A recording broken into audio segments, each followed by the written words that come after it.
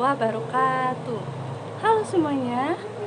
Sebelumnya, perkenalkan nama saya Ulfa Fitri dengan NPM 2302601026. Saya dari program studi Ekonomi Syariah semester 3 Institut Agama Islam Tulang Bawang. Video ini saya buat untuk memenuhi ujian tengah semester dari mata kuliah Ilmu Kalam dengan dosen pengampu Pak Mahfud Fauzi, Magister Sosial. Untuk beberapa menit ke depan, izinkan saya untuk membahas tentang apa itu ilmu kalam, apa saja sumber-sumber ilmu kalam, serta sejarah kemunculan persoalan ilmu kalam.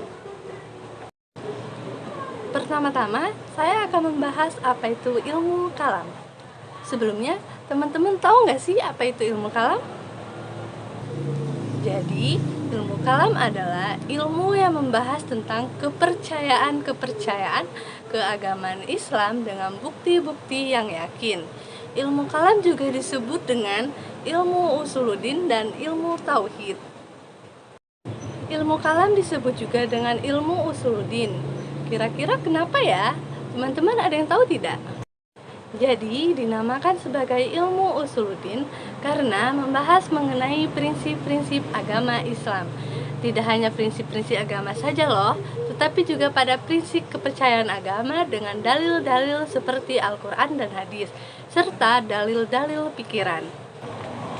Selain itu, mengapa ilmu kalam juga disebut dengan ilmu tauhid? Teman-teman ada yang tahu tidak? Jadi, ilmu kalam disebut juga dengan ilmu tauhid itu karena ilmu tauhid membahas tentang keesaan Allah Subhanahu wa taala.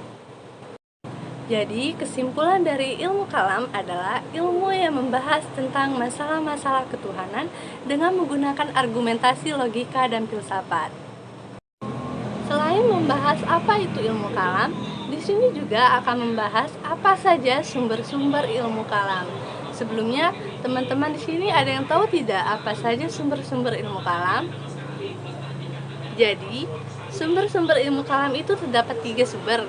Yang pertama ada Al-Quran, yang kedua ada hadis, yang ketiga ada pemikiran manusia. Mengapa Al-Quran sebagai sumber utama ilmu kalam? Jadi, Al-Quran sebagai sumber utama ilmu kalam itu dikarenakan Al-Quran merupakan wahyu Allah Subhanahu wa taala yang diturunkan kepada Nabi Muhammad SAW. Selain itu, Al-Quran juga membahas tentang Tuhan seperti zat, sifat, asma, perbuatan, dan tuntutan. Al-Quran juga menyinggung hal-hal yang berkaitan dengan masalah ketuhanan. Adapun ayat Al-Quran yang membahas tentang masalah ketuhanan, salah satunya surat Al-Ikhlas ayat 3-4, yang mana ayat ini berisi tentang Tuhan tidak beranak, Tuhan tidak diperanakan, bahkan tidak ada satupun di dunia ini yang sejajar dengannya. Selanjutnya ada hadis sebagai sumber ilmu kalam. Jadi, hadis sebagai sumber ilmu kalam itu karena hadis berfungsi untuk menjelaskan makna ayat-ayat Al-Quran yang masih bersifat umum, sehingga dapat membantu para ulama untuk memahami ayat-ayat tersebut. Dan yang terakhir adalah pemikiran manusia sebagai sumber ilmu kalam. Mengapa pemikiran manusia sebagai sumber ilmu kalam? Jadi, pemikiran manusia sebagai sumber ilmu kalam itu karena dasar ilmu kalam adalah dalil-dalil pikiran. Selain membahas apa itu ilmu kalam, apa saja sumber-sumber ilmu kalam, di sini juga akan membahas sejarah kemunculan persoalan ilmu kalam. Bagaimana sejarah kemunculan persoalan ilmu kalam? Jadi sejarahnya itu dipengaruhi oleh 2 faktor. Yang pertama faktor internal dan faktor eksternal.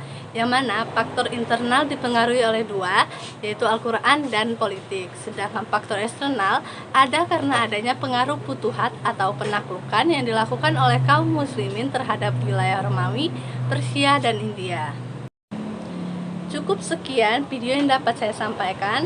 Dengan materi-materi yang dapat saya sampaikan, saya akhiri. Wabillahi taufiq wal hidayah. Wassalamualaikum warahmatullahi wabarakatuh.